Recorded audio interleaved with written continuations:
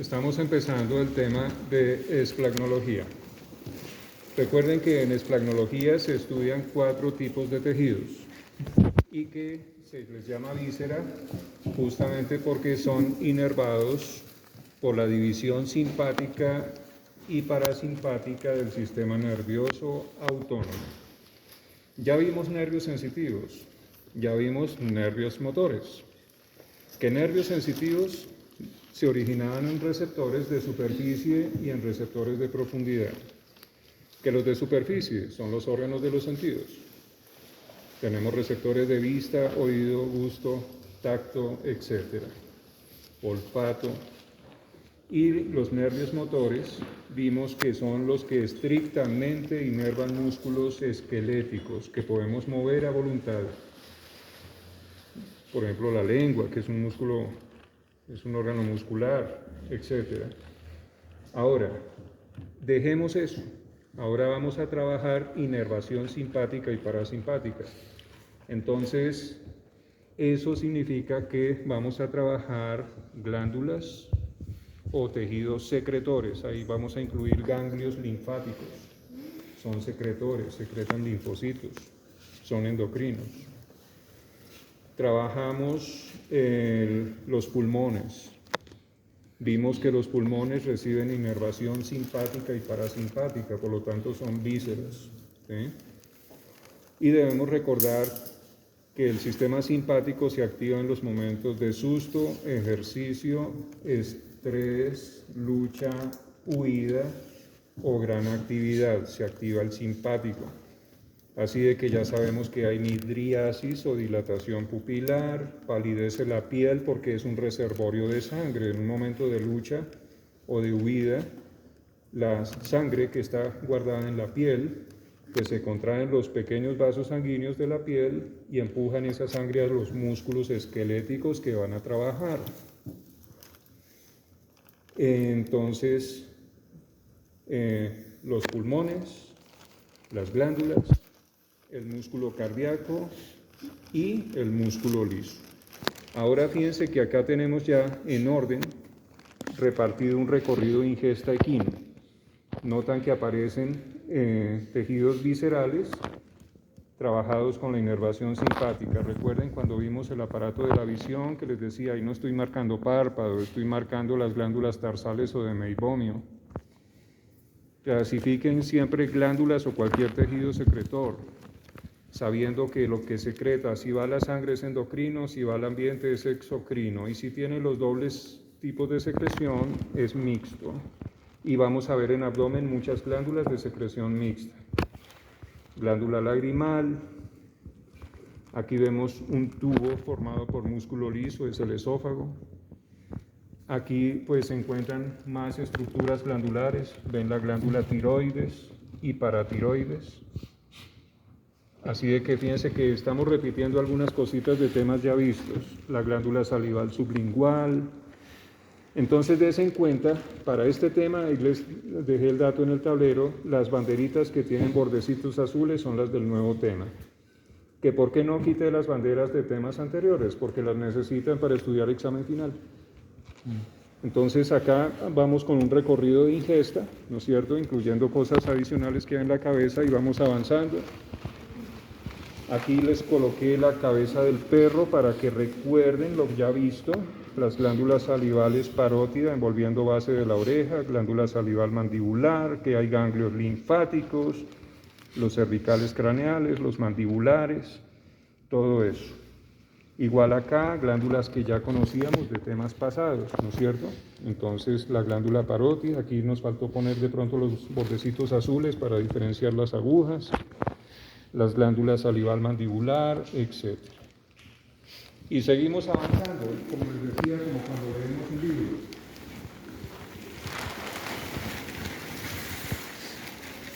Entonces, allá teníamos boca, faringe, esófago. Luego viene del esófago el estómago. Entonces, dense en cuenta, todo esto es equino. Notan el enorme tamaño del hígado, los riñones, el vaso. En todas las especies la tendencia de topografía hepática es al lado derecho, aunque el hígado equino es muy grande y ocupa una partecita al lado izquierdo, ¿no es cierto? Ya veremos lóbulos hepáticos, incluso podríamos verlos de una vez. Desen cuenta entonces que acá pues yo desarmé las vísceras del equino por partes. Entonces aquí, ¿qué he sacado? El gran paquete glandular del equino. Saben que todo esto es el diafragma. Adelante de diafragma venía corazón y pulmones, así de que acá está ubicado el corazón. Y acá encima venían los pulmones. Entonces, este es el esófago torácico, pero apenas atravieso diafragma, pues será el esófago, porción abdominal, que es muy cortico. Entonces, para estudiar lóbulos hepáticos en el caballo y en cualquier especie es muy sencillo. Empecemos con equino. Lóbulo derecho del hígado, siempre dicen completo. Lóbulo izquierdo del hígado. Todo este disco con sublobulaciones es el lóbulo cuadrado del hígado, no importa que tenga sublobulaciones. Y ahora levanto el lóbulo derecho del hígado y así completamos los 4 lóbulos hepáticos del caballo. Y aparece este otro, que es el lóbulo caudal del hígado. No digan lóbulo accesorio porque saben que el lóbulo accesorio es para pulmones. Entonces, lóbulo caudal del hígado, 4 lóbulos.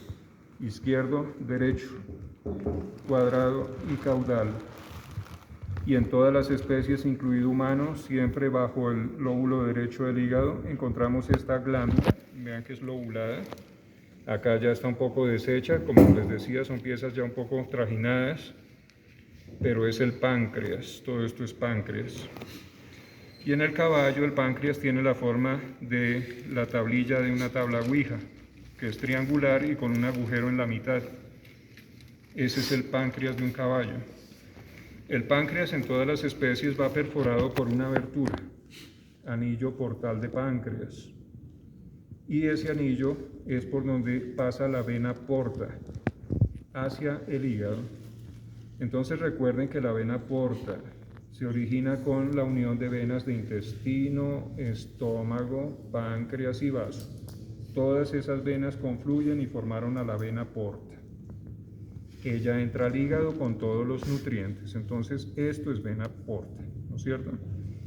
Ahora, vemos páncreas.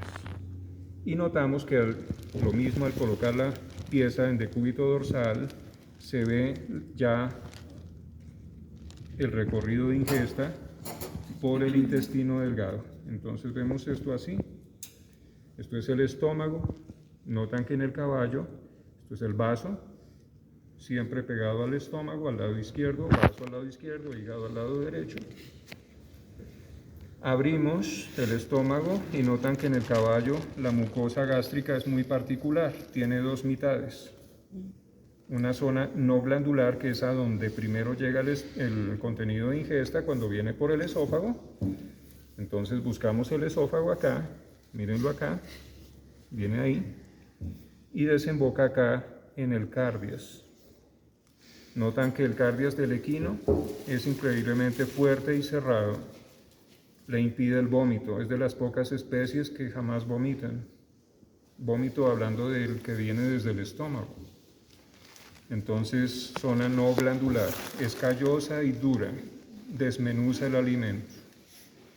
Luego pasamos por esta línea de transición que se llama borde plegado o margo plicatus.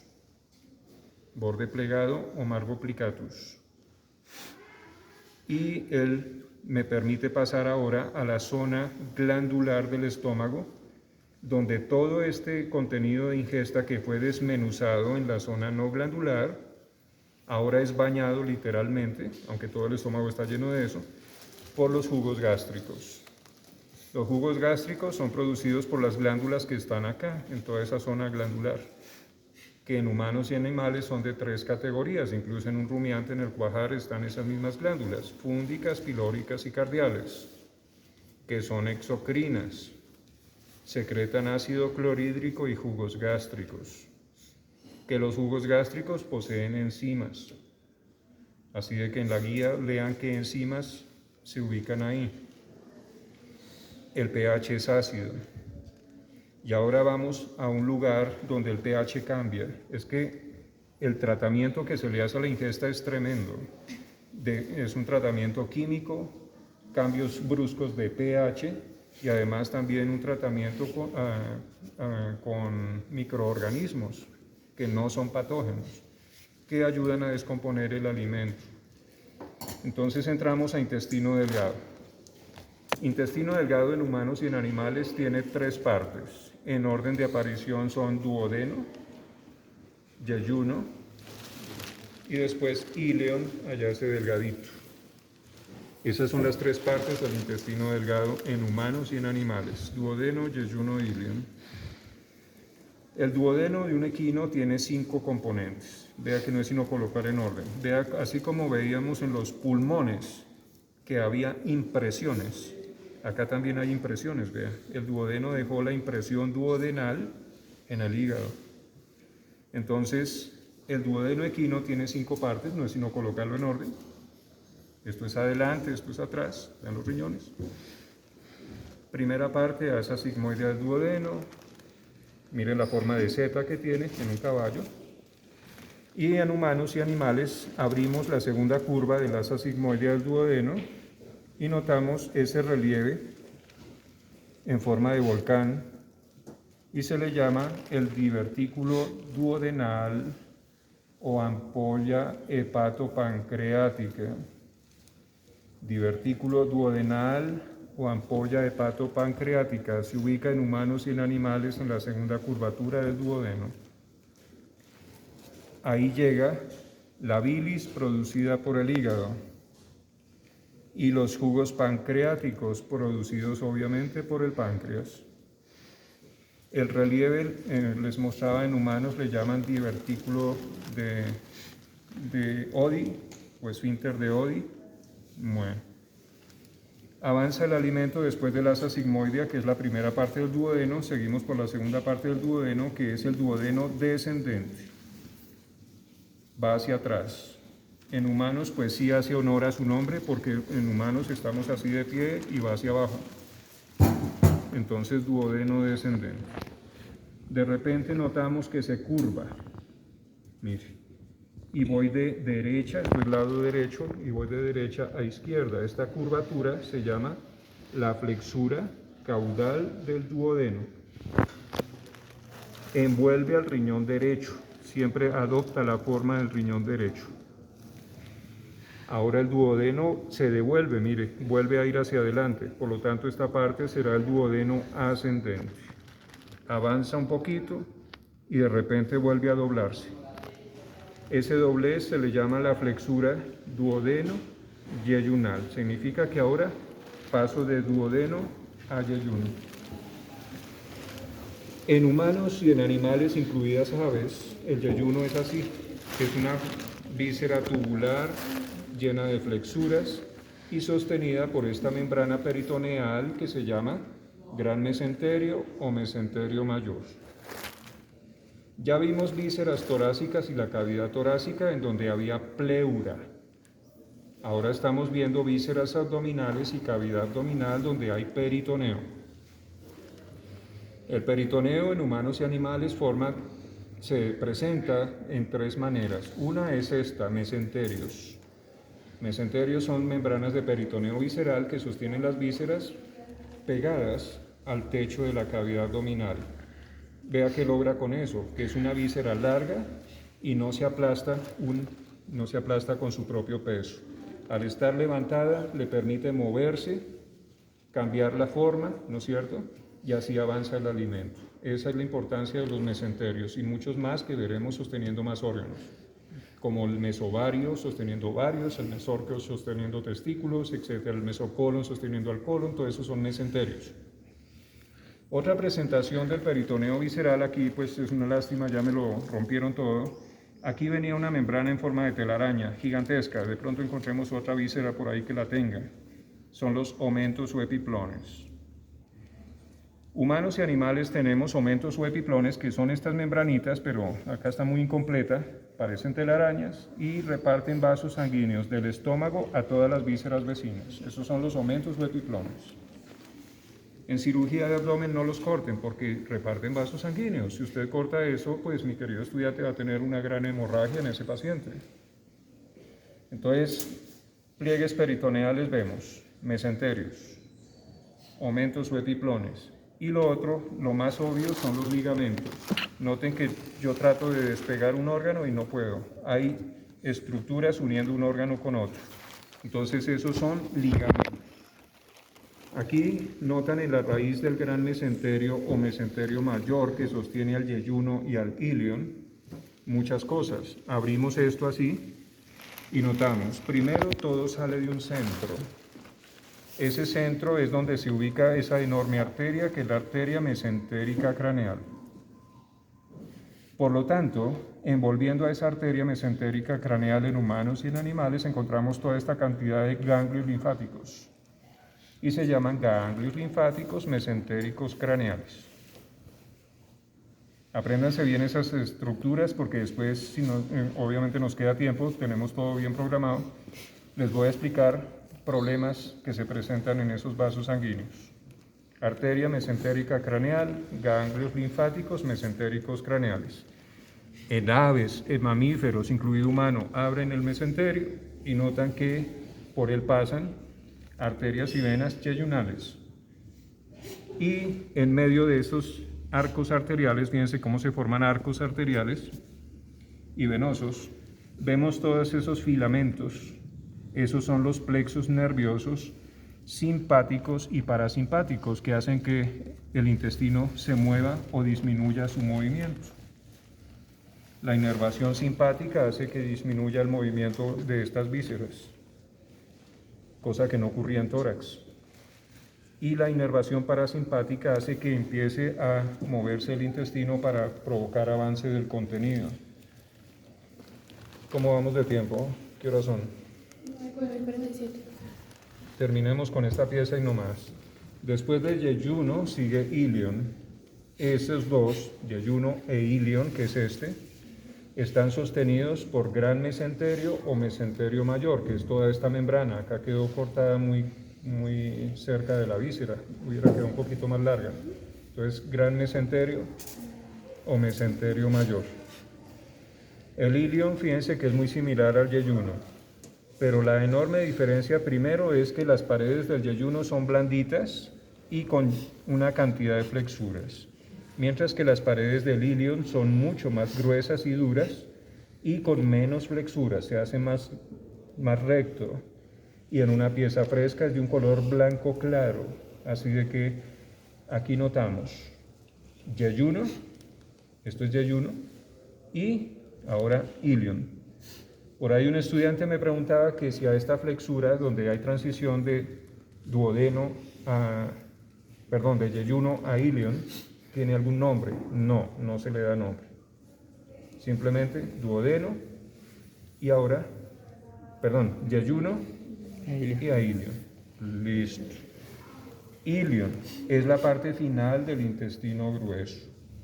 Y entramos ahora, del intestino delgado. Estoy todo enredado por una cosa que estaba hablando allá en la facultad.